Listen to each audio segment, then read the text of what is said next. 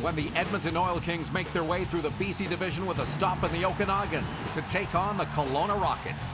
Tune in Wednesday, November 7th, 7 Pacific, 8 Mountain for great junior hockey action. The Western Hockey League, building the world's finest talent. WHL Hockey, only on Shaw.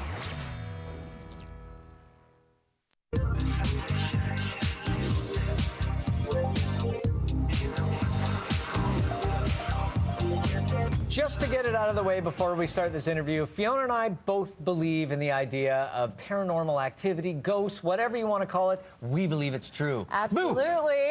It's the time of year. But Russell Davies is joining us now. He is the director of the Vancouver Paranormal Society, and he's going to tell us what they do and some of his personal experiences. Russell, how are you? Hi, Russell. I'm good, thank you. First of all, tell us about the Vancouver Paranormal Society and what you guys do.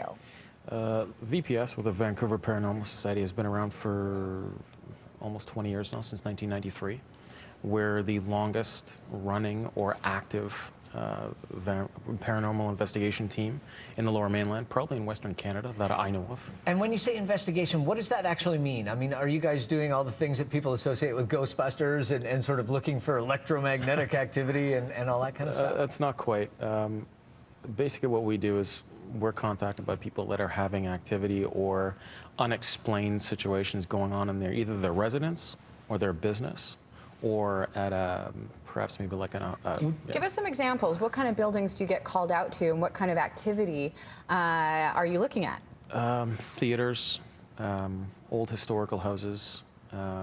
A lot of the times it's just people's residences, their own homes, situations. Would people watching be surprised by how often someone contacts you to come and talk? Absolutely be surprised. Yes, really? They would. Yeah. So let's talk about the equipment that you guys use, because I imagine it's probably changed over the years. So when you do go to investigate paranormal activity, what kind of equipment do you bring with you to listen, to monitor, to video?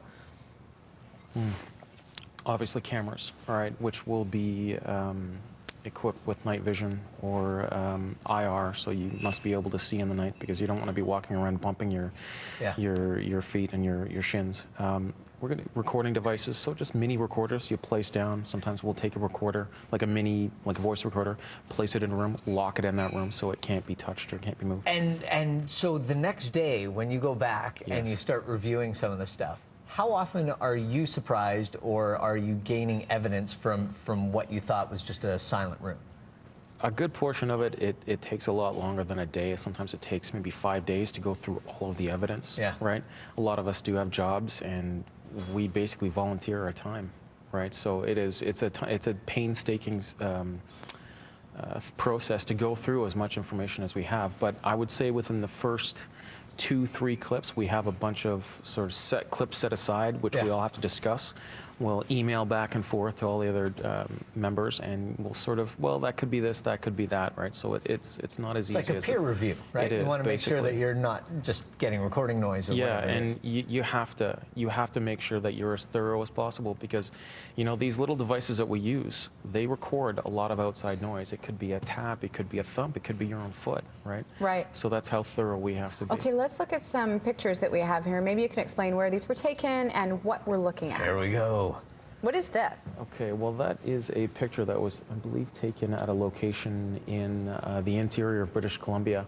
Now, in the middle, sort of middle center left, you'll see kind of a white sort of mass. It's almost see-through, and you'll see a few red lines kind of peering in. This was probably the best picture we took out of an investigation we did at a location called Colmont, BC. And it is Colmont is, I don't know if you know the history of it, it's the oldest mining town in the central interior of British Columbia. And the location itself is an active hotel, motel. Right? So people still stay there. That's the pub. So what, in your opinion, are we looking at there? My opinion, opinions are tough to decide.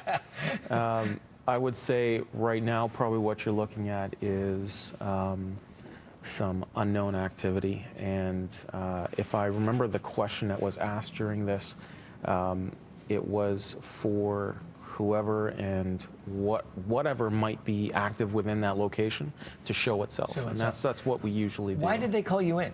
Did they have reports of activity? Did they think there was something? Was there? Yeah, they call us in because they have a lot of activity going on throughout certain times of the year.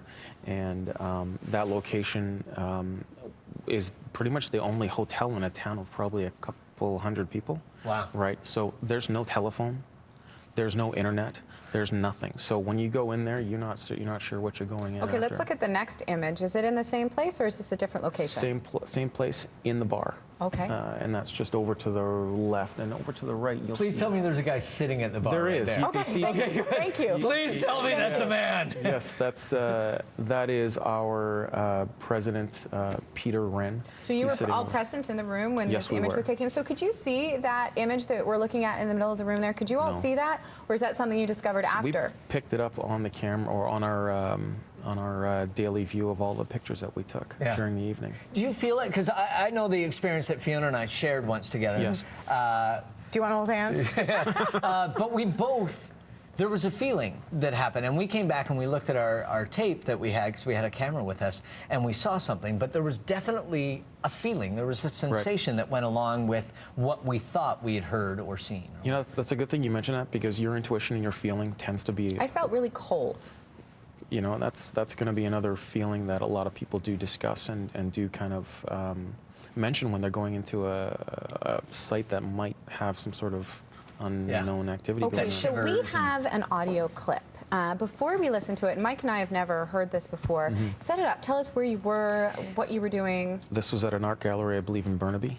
That's where we were. That's where we That's were. where we This were. That's is- what I'm talking about. It's supposed to be one of the most haunted buildings in Greater Vancouver. In Burnaby, apparently. Yeah. Yes, it's reported to be very, very active on a constant basis. And once again, lots of history to the building as well. And Very. I'm guessing that's a commonality for a very, lot very, of them. very, very old area. Okay. Now, when we went there, this was probably about 5 or 6 years ago, we were actually with the Vancouver Paranormal Society, not with yourself. But it wasn't, there were some feelings in that building that were positive, not, nothing to be fearful of, but some of them were very negative, especially for one of the producers that was with us. Is what we're listening to one of the positive, or is it a little bit more on the negative side? This could be probably categorized as negative. So what are we going to hear? Let's have a listen. Okay, let's just listen to it. Okay. Please come forward.